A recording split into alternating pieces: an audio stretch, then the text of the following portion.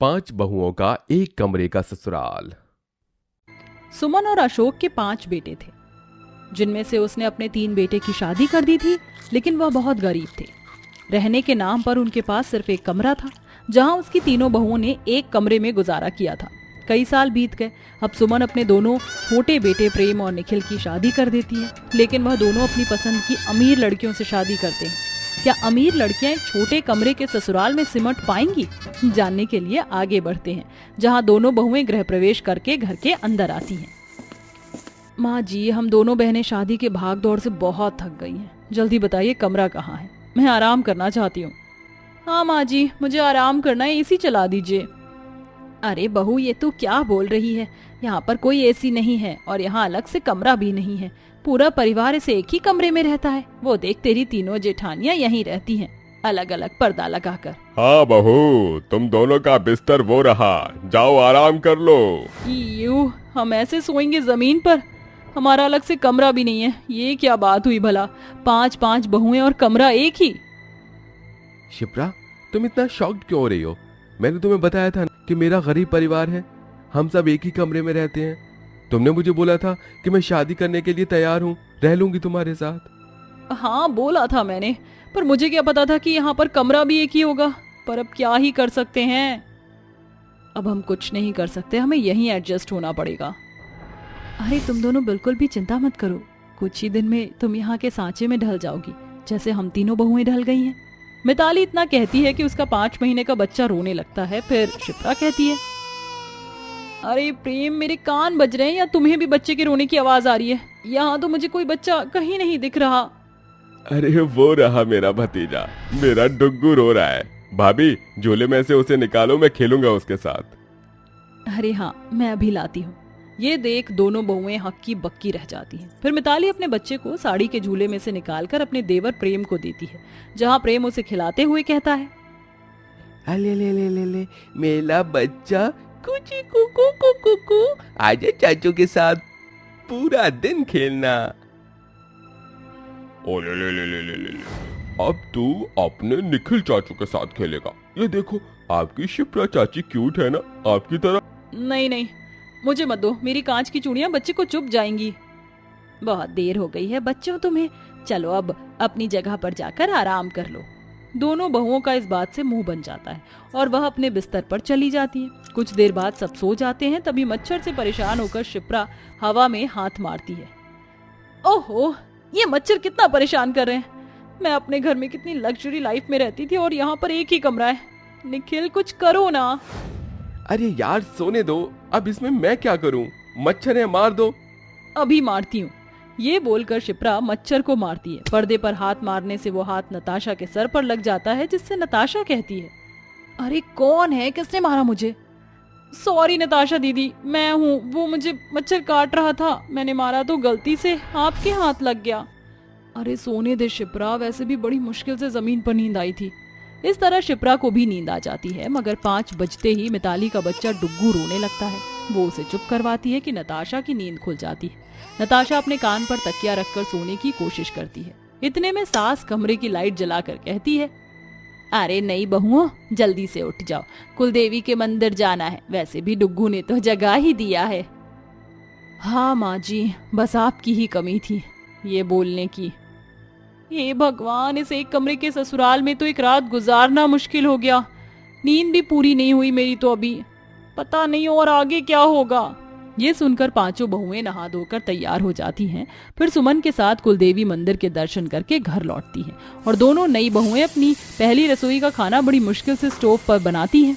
इसमें उनकी तीनों जेठानियां मदद करती हैं, जिसे खाने के बाद सास ससुर कहते हैं, अरे वाह बहुओं, मानना पड़ेगा, तुम दोनों ने तो अमीर घर होने के बावजूद भी स्टोव पर बहुत अच्छा खाना बनाया है। हाँ बहू, ये तो है, और इसलिए अब मुझे तुम्हें शगुन भी देना चाहिए। ऐसा कहकर अशोक अपनी जेब 2 बार टटोल कर बहू को 51 रुपए देता है और सास दोनों बहू को चांदी की पायल देती है। बहू जो भी है यही है, ये लो। कोई बात नहीं माँ जी। अरे माँ जी, आपने दोनों बहुओं को बहुत अच्छा गिफ्ट दिया है। मेरे और दीदी के टाइम पर तो आपने 11-11 रुपए हाथ पर रखे थे। अच्छा, इस तरह दोनों नई बहू बाकी तीनों बहुओं की तरह ससुराल की जिम्मेदारियां संभाल लेती हैं। वक्त बीतता है, दोनों बहुओं को अपनी लग्जरी लाइफ छोड़कर ससुराल के एक कमरे में ही संघर्ष करके रहना पड़ता है, जहां उनकी नींद भी पूरी नहीं हो पाती थी। वहीं पूरा परिवार एक ही कमरे में रहता था। फिर एक दिन सुमन अपनी पांचों बहुओं को बिठाकर नई बहू से कहती है, बड़े दिन बाद तुम पांचों मेरे सामने एक साथ बैठी हो, वरना काम ही करती रहती हो। शिप्रा, नताशा बहू, अब बताओ तुम दोनों मुझे चंगू मंगू की खुशखबरियां कब दोगी? माँ जी, कहाँ से आपको खुशखबरी दें? इस छोटे से ससुराल के एक कमरे में घर के सभी सदस्य की आंखों के सामने रहते हैं। मुझे अपने पति के साथ वक्त गुजारने का एक लम्हा नहीं मिलता, और जैसे तैसे ससुर जी बाहर होते हैं तो जेठानियां और जेठ जी तो इसी घर में होते हैं। वही तो, और जो रातें होती हैं उन्हें तो हम मच्छर मारने और डुग्गू के शोर में बिता देते हैं। मुझे तो हैरानी इस बात की है कि जेठानी जी ने इस माचिस के डिब्बे जैसे घर में इस चंगू मंगू को कैसे जन्म दे दिया। अरे नताशा, इस घर में सभी शुरू से ही ऐसे ही रह रहे थे, तो हम भी एडजस्ट कर रहे हैं। अपनी नई बहुओं की बात सुनकर सुमन को बहुत बुरा लगता है। उनकी बात वो समझ जाती है। वहीं दूर से खड़े पांचों भाई भी उनकी परेशानी सुनकर कहते हैं, हमने तो कभी इस तरीके से सोचा ही नहीं कि हमारी पत्नियां कैसे रह रही हैं। लेकिन भैया, अब हमें सोचना होगा। हमें दिन रात पांचों को मेहनत करनी होगी, नया 6 कमरे वाला घर लेना होगा। इस तरह उसी दिन से पांचों भाई बहुत मेहनत करते हैं, इतनी कि वह सुबह जल्दी निकल जाते थे और रात को देर से लौटते थे। इस बात से उनकी पत्नियां भी परेशान थीं, लेकिन वह किसी से कुछ नहीं कहते थे। वहीं दूसरी ओर पांचों बहू भी घुल मिल कर घर में अच्छे से रहने लग गई थी। नताशा और शिप्रा घर के काम किया करती थी। ऐसे ही एक दिन पांचों भाई कहते हैं, माँ, पिताजी और आप सभी जल्दी से सामान बांध लीजिए, हमें कहीं जाना है। अरे जल्दी कीजिए, हमारे पास वक्त नहीं है। क्या हुआ बेटा, इस घर में हमें कोई निकाल रहा है क्या? मुझे टेंशन हो रही है बेटा, आखिर हुआ क्या? हमने कहा ना माँ, बताने के लिए वक्त नहीं है, जल्दी से कीजिए, कहीं हमें जाना है। अपने बेटों की ये बात सुन पूरा परिवार जरूरी सामान बांध लेता है, जिसके बाद पांचों भाई उन सभी को नए घर में ले जाते हैं। और उस नए घर को देखकर नताशा कहती है, अरे प्रेम, ये इतना बड़ा घर किसका है? तुम यहाँ क्यों लाए हो हमें? ये हम सब का घर है, अब से हम सभी अपने नए घर में रहेंगे। क्या इतना बड़ा घर हमारा है? पर तुम पांचों ने कब लिया और इतना पैसा कहाँ से आया? माँ, उस दिन जब आप अपनी बहुओं के साथ बैठकर बातें कर रही थी तो हमने सुन लिया। हमें उनकी परेशानी समझ आई कि एक ही कमरे में रहकर पांचों बहुओं को बड़ी मुश्किल से रहना पड़ रहा है। वही रसोई, वही बाथरूम था, इससे आप सबको कहीं ना कहीं प्रॉब्लम हो रही थी, लेकिन कोई बता ही नहीं रहा था। इसलिए हम पांचों भाइयों ने दिन रात मेहनत करके इस घर को आज ले ही लिया। अब सबके पास अपना अपना कमरा होगा। जेठ जी, अगर आपको हम दोनों की बात से कोई आघात पहुंचा हो तो हमें माफ कर दीजिए।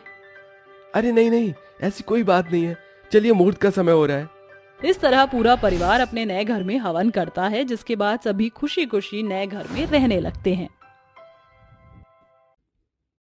विपिन के बाबूजी, सुनते हो?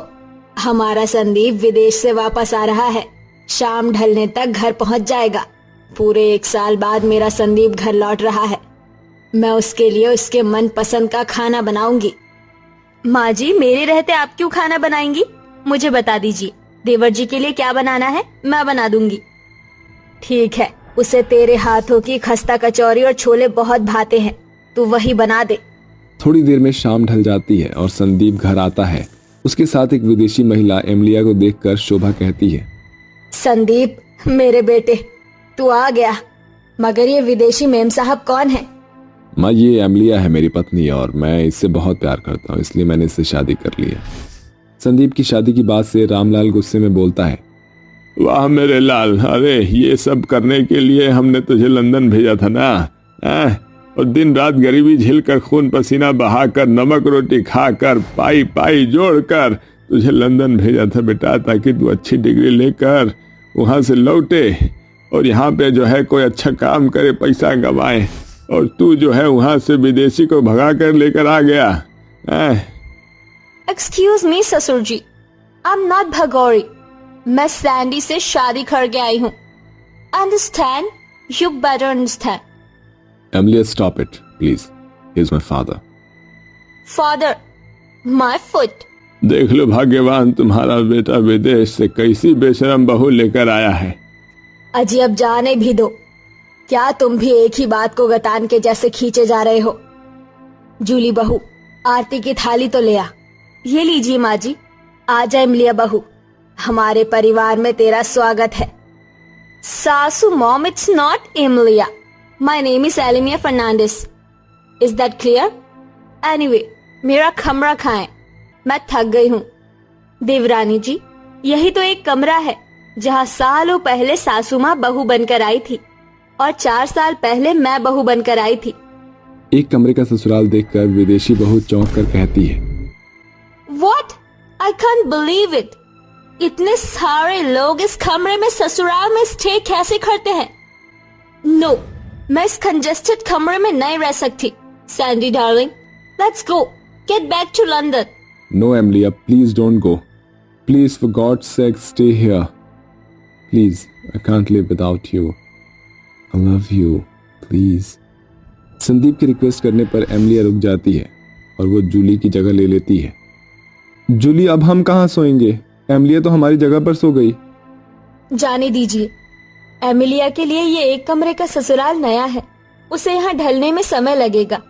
मैं आप और मुन्ना किचन के कोने वाले जगह में सो जाएंगे।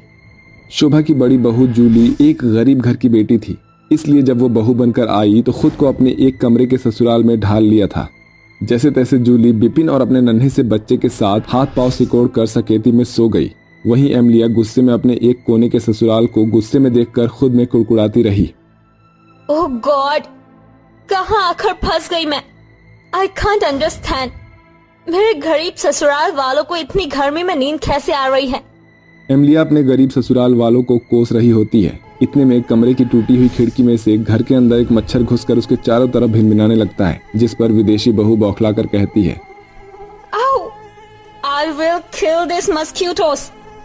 एमिलिया, क्या हुआ? तुम मेरे कानों में क्यों फुसफुसा रही हो? सोने दो यार, इतनी रात हो गई है। वाह, वंडरफुल। ये मच्छर मेरा खून पी रहे हैं और तुम्हें सोने की पड़ी है। Just wait and watch, मैं तुम सबका कैसे खून पीती हूँ। अगली सुबह कमरे में खटपट की आवाज सुनाई देती है, जिसे सुनकर एमिलिया की नींद टूट जाती है और शोभा बोलती है, अरे उठ गई मेरी विदेशी बहू, चल जाकर नहा धो ले। हे मिस जूली जूसी, बाथरूम कहाँ है? आइए देवरानी जी, मैं आपको बाथरूम दिखाती हूँ। ये दरवाजा सरकाकर अंदर चली जाइए। What are you saying? अब क्या मुझको यहाँ नहाना पड़ेगा? इसमें तो दरवाजा भी नहीं है। इन केस मेरे शावर लेते हुए ससुर जी या जेठ जी आ गए, so what will I do? अरे देवरानी जी, इस लकड़ी के फाटक में लगा लेना, इससे सभी समझ जाएंगे कि आप अंदर हैं। फिर एमिलिया नहाकर तौलिए में ही कमरे में आ जाती है। उसे ऐसे देखकर उसके ससुर और जेठ जमीन में आंखें गड़ा लेते हैं और शोभा कहती है, अरे मेरी विदेशी बहू, ये क्या? तौलिए में बाथरूम से बाहर क्यों आ गई? कमरे में जेठ और ससुराल है, तुझे इस बात का तो शर्म लिहाज रखना चाहिए। Wow, brilliant. टेल मी सासू मॉम, मैं क्यों शाय फील करूं? जब आप सभी बेशर्म की तरह एक ही कमरे में रहते हो तो शर्म नहीं आती? मगर देवरानी जी, इस एक कमरे में ससुराल में रहना हमारी मजबूरी है, हमारी खुशी नहीं। क्यों? इस घर के मर्द इतना भी एफर्ट नहीं कर सकते कि 2 BH का घर खरीद सके? मैं लंदन में पली बड़ी हूँ, वहाँ मेरा बड़ा सा अपार्टमेंट था। अगर पता होता कि मुझे एक कमरे में ससुराल में गरीबी में रात काटनी पड़ेंगे तो मैं नहीं आती। संदीप का घर न टूट जाए इसलिए ससुराल के सभी सदस्य एमिलिया की बातें सुनते रहते हैं और ऐसे ही समय गुजरता जाता है। एक दिन जूली सभी के लिए चूल्हा फूंक कर खाना बना रही होती है कि तभी पूरा कमरा धुएं से भर जाता है, जिस कारण विदेशी बहू पिनकते हुए चूल्हे में पानी डाल देती है। अरे एलिमिया, ये तुमने क्या किया? मेरी आंखों में जलन हो रहा था, इसीलिए बुझा दिया मैंने ये चूल्हा। एक ही कमरे को किचन, बाथरूम एंड बेडरूम में बांट कर रख दिया है। Bloody poor peoples. क्या तुम गरीब गैस चूल्हा भी अफोर्ड नहीं कर सकते? चिंता मत करो एमिलिया, 1-2 दिन में गैस चूल्हा आ जाएगा। इसी तरह से दिन बीतते जाते हैं, मगर विदेशी बहू के घमंडी स्वभाव में कोई बदलाव नहीं आता। तभी एक रात जब सभी खाना खा रहे होते हैं, अटेंशन ऑल, कल यूके से मेरी फ्रेंड स्टेला इंडिया आ रही है, so please don't show your poorness. और अपनी सड़क छाप हिंदी लैंग्वेज बिल्कुल मत बोलना। चिंता मत करो देवरानी जी, तुम्हारी सहेली के स्वागत में हम कोई कमी नहीं छोड़ेंगे। अगले दिन स्टेला उनके घर आती है। तभी शोभा पड़ोस के घर से कुर्सी मांग कर लाती है और अपने आंचल से पोंछ कर कहती है, इमलिया बहू ने बोला था अंग्रेजी में बोलने को। चल शोभा, ट्राई मार। अब एक्सक्यूज मी, माय बहू की सहेली, प्लीज सिट। रिलैक्स आंटी जी, मुझे हिंदी आती है। Hindi is good language, please don't nervous. उसके बाद जूली प्लेट में गर्मा गर्म समोसे, पकोड़े और चाय लाती है। तभी एमिलिया जूली को आंखें दिखाकर बोलती है, What the hell is this? Stella ये घिसा पिचा इंडियन फूड नहीं खाती, इसे ले जाओ। No, I love Indian food. क्या मैं टेस्ट कर लूं? हाँ क्यों नहीं स्टेला जी, मैंने खास ये सब आपके लिए ही तो बनाया है। थोड़ी देर में स्टेला एमिलिया के ससुराल वालों के बीच घुल मिल जाती है, जिस कारण एमिलिया चिढ़कर अपने ससुराल वालों की बेइज्जती करके कहती है, I am really sorry Stella. मैं जानती हूँ तुम मेरे एक कमरे के कंजस्टेड ससुराल में कंफर्टेबल नहीं आई। आई वॉज गिल्टी कि मैंने सैंडी से शादी की, वरना मुझे से एक कमरे के ससुराल में घिसी पिटी जिंदगी नहीं स्पेंड करनी पड़ती। एमिलिया की बेइज्जती भरी बातें सुनकर उसकी सास, जेठानी और बाकी के सभी सदस्यों की आंखों में आंसू भर आते हैं, जिस कारण स्टेला कहती है, enough Emilia, you are so lucky कि तुम्हें इतना प्यार करने वाला ससुराल मिला है। एंड फैमिली के लिए स्पेसिफिक जगह की जरूरत नहीं होती है, केयर की जरूरत होती है। But you can not understand, look at your mother in law, she loves you lot, actually the both are loves you, इसलिए ये तेरे साथ एडजस्ट कर रहे हैं। स्टेला के समझाने पर आखिर में विदेशी बहू को अपनी गलती का एहसास हो जाता है और वो कहती है, स्टेला इज राइट। सासू मॉम, ससुर जी, जेठ जी, जेठानी जी, आई एम वेरी सॉरी, मुझे माफ कर दीजिए। I am so guilty, please forgive me. चुप हो जा बहू, तू रो मत। बहुएं घर की लक्ष्मी होती है और लक्ष्मी रोते हुए बिल्कुल अच्छी नहीं लगती है। चुप हो जा बेटा, चुप हो जा। हाँ बहू, रिश्तों में ऐसी खट्टी मीठी नोक झोंक तो होती रहती है। अब एक नई शुरुआत करते हैं। उस दिन के बाद से घर आई विदेशी बहू अपने एक कमरे के ससुराल में अपने ससुराल वालों के साथ खुशी खुशी रहने लगती है। अंजना के 3 बेटे मिहिर, अनिल, शिवाय थे, लेकिन उसमें से 2 की शादी सलोनी और जूली नाम की लड़की से हो जाती है। दोनों बहुत ही घमंडी मिजाज की थीं। वक्त के साथ उन्होंने अंजना को अपना असली रूप दिखा दिया था, क्योंकि वो सास की ज्यादा बात नहीं मानती थी। ऐसे ही एक दोपहर अंजना अपने कमरे में बैठकर उन्हें आवाज लगाती है, क्योंकि वो गिर गई थी, मगर वो सुनती ही नहीं। अरे बाप रे बाप, मेरी तो कमर टूट गई। अरे ओ जूली और सलोनी बहू, कहाँ हो तुम? बिगड़ गई हैं दोनों बहुएं, अब तो कोई काम नहीं करती। जरा देखो कहाँ हैं ये। जब अंजना उठकर बड़ी बहू के कमरे में जाती है तो देखती है कि सलोनी और जूली रील बना रही होती हैं। मेरा दिल ये पुकारे आजा, भीगा भीगा है समा, ऐसे में है तू कहाँ। मेरा दिल ये पुकारे आजा, तू है वही दिल ने जिसे अपना कहा। तू है जहाँ, मैं हूँ वहाँ, अब तो ये जीना तेरे बिन है सजा। अच्छा, तो ये यहाँ नाच रही हैं और वहाँ मेरी कमर टूट गई है। अरे ओ दोनों बहुरिया, यहाँ क्यों थिरक रही हो? कब से मैं आवाज लगा रही हूँ, सुनाई नहीं देता तुम्हें? अच्छा, आप मुझे बुला रही थी, हमने तो कोई आवाज नहीं सुनी, और वैसे भी हमारा गाना बज रहा था। अगर अब सुन लिया हो तो मेरे कमर पर दवाई लगा दो, गिर गई हूँ, दर्द हो रहा है, बड़ी मुश्किल से चलकर आई हूँ यहाँ। आप थोड़ी देर आराम कर लीजिए, लेकिन हम अभी आ नहीं सकते। एक तो उसको लगाने से हमारे हाथों में बदबू आ जाएगी, और वैसे भी अभी हमें इंस्टा पर लाइव जाना है और हमारे फॉलोवर्स हमारा वेट कर रहे हैं। आप दवाई खाकर लेट जाइए। जूली बिल्कुल ठीक कह रही है माँ जी, और आपकी ड्रेसिंग टेबल पर ही गोली रखिए, ले लेना आप। पता नहीं कैसी बहू हो तुम, बिल्कुल शर्म नहीं आती अपनी सास को ये सब कहते हुए। एक काम नहीं करती हो अब घर का ठीक से, और तुम्हें दर्द में बुला रही हूँ तब भी नहीं आया। अब पता नहीं इंस्टा पिंस्टा क्या लेकर बैठी हो, लगता है मुझे अब तीसरी बहू लानी ही पड़ेगी। ये भी अच्छा है, करवा दीजिए आप देवर जी की शादी, कम से कम हमारा बोझ तो कम होगा। घर का काम करने का हमने ठेका ले रखा है क्या? बहुओं की बात सुनकर अंजना अपने कमरे में चली जाती है और आंखों में आंसू लिए हुए कहती है, कैसे दिन आ गए हैं, यकीन नहीं हो रहा।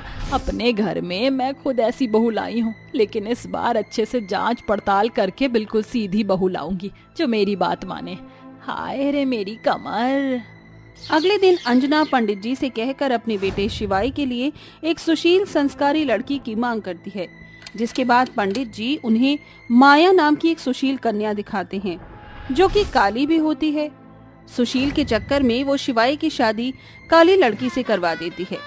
शादी के अगले दिन जब माया अपनी पहली रसोई में चाय बना रही थी तो दोनों जेठानी आपस में बात करते हुए कहती हैं, छोटी मैं क्या सोच रही हूँ, माँ जी को बड़ा गर्व है ना अपनी काली बहू पर, क्यों ना मैं उनका ये भ्रम तोड़ दूं। तुम तो जानती हो माँ जी को फीकी चाय पसंद है। हाँ दीदी, इसलिए अब हम देवरानी को अपने इशारों पर चलाएंगे। तभी दोनों अपनी नई देवरानी के पास जाकर कहती हैं, अरे हमारी नई देवरानी क्या बना रही हो माँ जी को खुश करने के लिए? वो दीदी, मैं चाय के साथ कुछ पकौड़े और मीठे में गाजर का हलवा बना रही थी। अरे वाह, ये तो बहुत अच्छी बात है, चलो बना लो। और हाँ, एक जरूरी बात, माँ जी को ना मीठा खाना बहुत पसंद है, इसलिए तुम मीठा सा अच्छे से डालना। अच्छा हुआ दीदी आपने मुझे बता दिया, वरना मैं तो कम से कम चीनी डालने वाली थी हलवे और चाय में। अब पता चल गया ना, अच्छे से चाय बनाना। ऐसा कहकर दोनों टेढ़ी जेठानियां चली जाती हैं और बाहर जाकर हंसने लगती हैं। कुछ देर बाद माया खाना बनाकर जब अपनी सास को खिलाती है तो मुंह से चाय उगलकर वो कहती है, हे भगवान माया बहू, तुमने ये कैसी चाय बनाई है? दर्जन भर मीठा चाय में कौन डालता है? तुम्हें ये नहीं पता कि नॉर्मल चाय कैसी बनती है? और वैसे भी मुझे डायबिटीज है, क्या तुम्हें इन दोनों ने नहीं बताया? माँ जी आपको डायबिटीज है, पर सलोनी दीदी और जूली दीदी ने मुझे। क्या सलोनी और जूली दीदी ने? हमने तो तुम्हें बता दिया था कि माँ जी को फीका पसंद है, फिर भी तुमने अपनी पसंद की मीठी चाय बनाई और माँ जी को पिला दी। तुम जानती हो इससे माँ जी की तबीयत भी खराब हो सकती है। माया बहू, मुझे तुझसे ये उम्मीद नहीं थी, कहीं मुझे काली बहू लाकर भी पछताना न पड़ जाए। माँ जी मुझे माफ कर दीजिए, मैं आपके लिए दोबारा चाय बना कर लाती हूँ। ये सुनकर अंजना वहाँ से उठकर अपने कमरे में चली जाती है। फिर वो अंजना को दोबारा फीकी चाय बनाकर उसको पिलाती है। शाम को अंजना सामने आती हुई बहू से कहती है, अरे जूली बहू, जरा माया को मेरे पास भेजना, कुछ काम है। जी माँ जी। ऐसा कहकर वो चली जाती है और कहती है, अपनी सीधी सादी देवरानी को माँ जी की नजरों में गिराने का अच्छा मौका, मैं उसको बताऊंगी ही नहीं। वापस आकर जूली अंजना से कहती है, माँ जी आप तो बड़ा अपनी नई बहू के गीत गा रही थी। मैंने उसको बोला कि माँ जी बुला रही है और उस कल्लो माई ने कहा कि मुझे नहीं आना, मैं आराम कर रही हूँ। अच्छा, लगता है बहू के मामले में मेरी किस्मत उस काली बहू की तरह काली हो गई है। माँ जी अगर आपको कोई काम है तो मुझे बता दीजिए, मैं कर देती हूँ। नहीं, कोई काम नहीं है, तू जा। इस तरह टेढ़ी जेठानियां सीधी देवरानी को अपनी सास की नजरों में खूब गिराती हैं, उसके किए काम में अड़चन पैदा करती हैं, जिससे अंजना काली बहू को बहुत कालेपन की जलीकटी सुनाती है। एक शाम काली बहू को अपनी सास की महंगी साड़ी प्रेस करनी थी। प्रेस करने से पहले जूली चालाकी से प्रेस का गर्म होने का पावर बढ़ा देती है, जिसके बाद माया अंजना की साड़ी पर प्रेस रखती है तो वो तभी जल जाती है। ये देखकर जेठानी जानबूझकर उसको सुनाती है। तभी आवाज सुनकर अंजना आ जाती है और कहती है, अरे क्या बात है, इतना शोर क्यों मचा रही हो तुम दोनों? माँ जी हम शोर नहीं मचा रहे, देखिए तो आपकी महंगी साड़ी को आपकी प्यारी बहू ने जला दिया। हे भगवान, करम जली कलमुही, सत्यानाश हो तेरा, जला दी मेरी इतनी महंगी साड़ी, खुद तो काली है, मेरी साड़ी को भी काली कर दी। मेरी मत मारी गई थी जो मैंने एक काली लड़की से अपने बेटे की शादी करा दी, तू तो इन दोनों से भी ज्यादा गई गुजरी निकली। माँ जी मैं सच कह रही हूँ, मेरा कोई कसूर नहीं, मैंने बस प्रेस का बटन रखकर ऑन ही करी थी कि जल गई। पता नहीं क्यों आप मुझे बार बार काली कहती हैं, मैंने कोई पाप कर दिया है क्या काली होकर? और आज तक जितने भी काम बिगड़े मैंने नहीं बिगाड़े, मुझे ऐसा लगता है कि कोई कुछ करता है। देखो माँ जी ये कल्लू माई कैसे इल्जाम लगा रही हैं, उनको ठीक से काम करना आता नहीं और चलिए मगरमच्छ के आंसू दिखाने। काली बहू, मैंने तेरे लिए जितना सोचा था आज तूने उतना ही मुझे इनकी नजरों में झुका दिया। तभी वो वहाँ से चली जाती हैं। दोनों जेठानी अपनी बेचारी देवरानी का मजाक उड़ा रही थी। उनके कमरे से गुजरते हुए अंजना ने सुन लिया। कितनी भोली है ना हमारी बेचारी देवरानी, सीधी सादी ऊपर से काली। माँ जी हमें नीचे दिखाने के लिए उसको लाई थी ना, हमने उल्टा ही कर दिया। पहले दिन से ही उसके साथ गड़बड़ी करने लग गए और माँ जी की चाय में चीनी डलवा दी। माँ जी को देखा तुमने, उनकी जुबान कैसे बंद हो गई, हमारे सामने बड़ा आई थी अपनी बहू की तारीफ करने वाली। सलोनी जूली, तुम दोनों इतना नीचे गिर जाओगी ये मैं कभी सोच भी नहीं सकती थी। माया बहू जल्दी यहाँ। क्या हुआ माँ जी, आपने मुझे बुलाया? हाँ बहू, मुझे माफ कर दे, मैंने तुझे बहुत गलत समझा। लेकिन तू जानना चाहेगी तेरे साथ आज तक जितने भी काम गलत हुए, यहाँ तक कि आज प्रेस से मेरी साड़ी जली, वो तूने नहीं, तेरी दोनों टेढ़ी घमंडी जेठानियों का किया धरा है। क्या माँ जी? क्यों जेठानी जी, आप दोनों ने मेरे साथ ऐसा क्यों किया? मैंने तो आपके साथ कुछ गलत नहीं किया। क्योंकि माँ जी तुम्हें लाकर हमें चुनौती दे रही थी कि तुम इस घर को अच्छे से संभालोगी, इसलिए हमने ये होने नहीं दिया। अगर तुम दोनों को जरा सी भी शर्म आ रही है और सब कुछ भुलाकर तीनों एक साथ खुश रहना चाहती हो तो माफी मांग लो अभी माया से, वरना मैं तुम्हें माफ नहीं करने वाली। अरे जरा सोचो, कभी इस बेचारी ने तुम्हें पलटकर जवाब दिया? कभी तुमसे कोई काम करवाया? नहीं ना? नहीं माँ जी, हमें माफ कर दो देवरानी। तभी दोनों को अपनी गलती का एहसास होता है और दोनों गले लगकर उससे माफी मांग लेती हैं, जिसके बाद तीनों बहू एक साथ खुशी खुशी रहने लगती हैं।